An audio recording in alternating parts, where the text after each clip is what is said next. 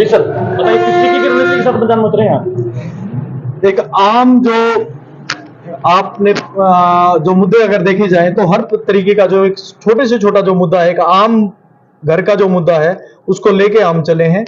रोजगार से लेके जो सड़क से लेके शिक्षा की नीतियां जो बनाने का काम मौजूदा सरकार ने जो इतना किया नहीं किया कर पाए हैं, वो हर तरह का मुद्दा हमारा मुद्दा रहेगा। बीजेपी के आज राष्ट्रीय अध्यक्ष जेपी नड्डा ने रोड शो किया जिनके अंदर, और राहुल गांधी भी आने वाले, जिनमें प्रियंका गांधी भी हरियाणा में दौरा करेंगी। तो क्या लगता है कि आपने जो पहले रैली की थी, क्या उनके ऊपर हावी रहेगी या इन लोगों की जो है रोड शो हावी रहेंगे? देखो जी, अभी आपने देखा होगा ये रोड शो कर रहे हैं, ये अभी पैदल भी चलेंगे और ये घुटनों पे भी आएंगे। जो इनकी करतूतें, काली करतूतें हैं, वो लोगों को पता चल गई है। ये जुमलेबाजी की सरकार है, ये मीडिया द्वारा बनाई गई सरकार है।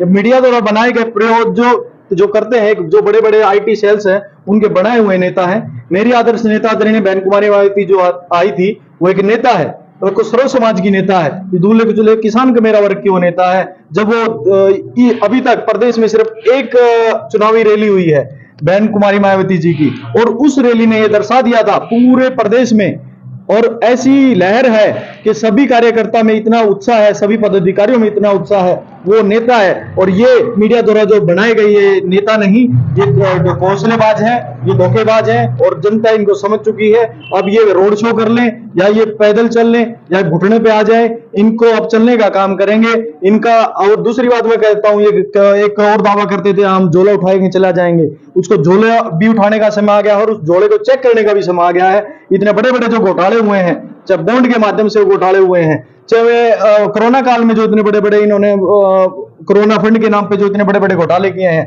और 205 लाख करोड़ का अगर किसी ने इस सरकार पे जो कर्ज करने का काम किया, इस देश पे कर्ज करने का काम किया है, तो इनका झोला चेक किया जाएगा, इनसे पूछा जाएगा कि भाई इतने बड़े घोटाले आपने क्यों किए हैं। जेजेपी के देवेंद्र बबली और हाल ही में दादा गौतम है, जो राम कुमार गौतम है, उनका भी इशारा है कि आप किसी को वोट दे सकते हैं। क्या ये बागी तेवर खतरनाक हो सकते हैं जेजेपी के लिए? क्या इन नेताओं के आपके पार्टी में शामिल होने की संभावना है?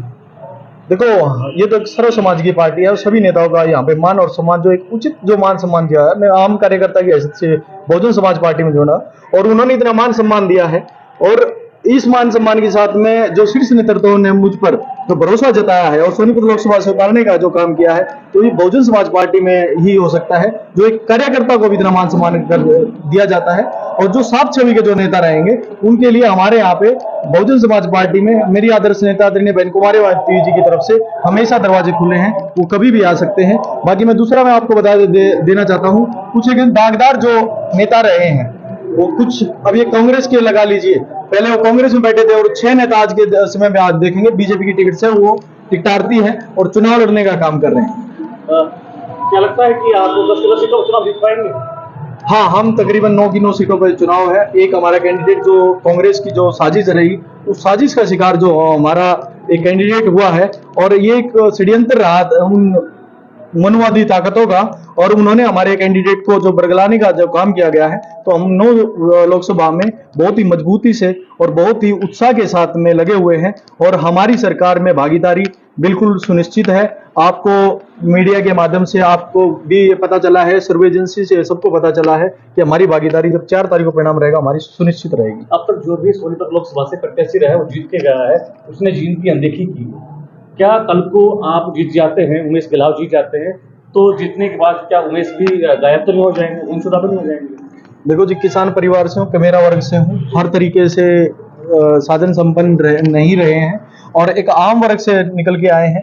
आम लोगों की जो तकलीफ है उसमें हमें सुख दुख में हमेशा खड़े रहने का, हमने पहले भी समाज से जुड़े हुए हैं, 10 से 12 साल हो गए हमें सामाजिक कार्यों में भागीदारी के लिए, जहाँ जरूरतमंद के साथ में खड़ा होने का काम है। अगर मेरे को इस जींद और सोनीपत के लोगों ने अगर जिताने का, उस देश की सबसे बड़ी पंचायत पहुंचाने का अगर काम किया, मैं इनके सुख दर्द में हमेशा खड़े होने का काम करूंगा। मेरी रियासत गोहाना में है, मेरा इतना ही दूर सोनीपत है, इतना ही मेरा जींद नजदीक पड़ता है, तो ये तो मेरा घर है, और मैं घर के अगर घर से दूर नहीं जा सकता तो घर में हमेशा रहूंगा और सुख दर्द में हमेशा खड़े होने का काम करूंगा। तो अगर आप जीत जाते हैं, जनता को आपका आशीर्वाद मिल जाता है, तो जींद की विधानसभा के लिए कौन सा काम करने का काम करेंगे उमेश गिलाव?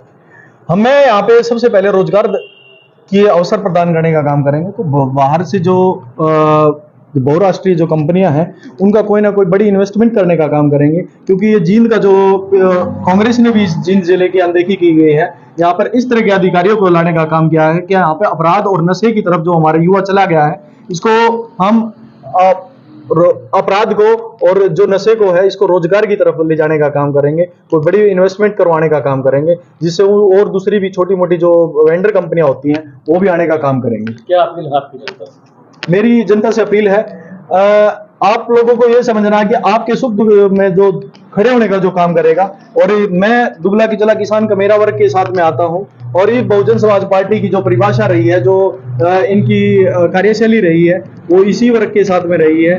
और मैं आपका बेटा, आपका भाई हमेशा आपके साथ में खड़ा रहने का काम करूंगा। मैं अपनी तरफ से आप लोगों को अपील करता हूं कि मुझे सहयोग और आशीर्वाद देने का काम करें। मैं आपके साथ में जो हाजिरी कहेंगे वहां पे खड़े रहने का काम करूंगा। आपके हक की बात लगता है कि हरियाणा का जो किसान है आपकी बार भाजपा को वोट देगा? भाजपा को किसान वोट देगा नहीं देगा वो तो मैं आपको बता देता हूं। एक साल तक जो हमारे किसान जो एक साल तक वो दिल्ली के बॉर्डर पे बैठे रहे, जहां दिल्ली में घुसने तक नहीं दिए गए, और हमारे 650 जो किसान शहीद हुए हैं उनकी शहादत का बदला लेने का समय है। हमारे जो खिलाड़ी हैं जो हमारा मान और सम्मान बढ़ाते हैं अंतर्राष्ट्रीय स्तर पर, उनको बदला लेने का काम है। हमारी बहन बेटियों के साथ जो इज्जत से खिलवाड़ हुआ है उसका बदला लेने का समय है। और ये 25 मई को इनको जनता इनको बाहर दिखाने का रास्ता करेगी, इनका झोला चेक करने का काम करेगी। हर खबर का मतलब ब्रेकिंग न्यूज नहीं, हर बहस का मतलब हंगामा नहीं। हरियाणा की हर पल की खबरों के लिए देखते रहिए हरियाणा बुलेटिन न्यूज।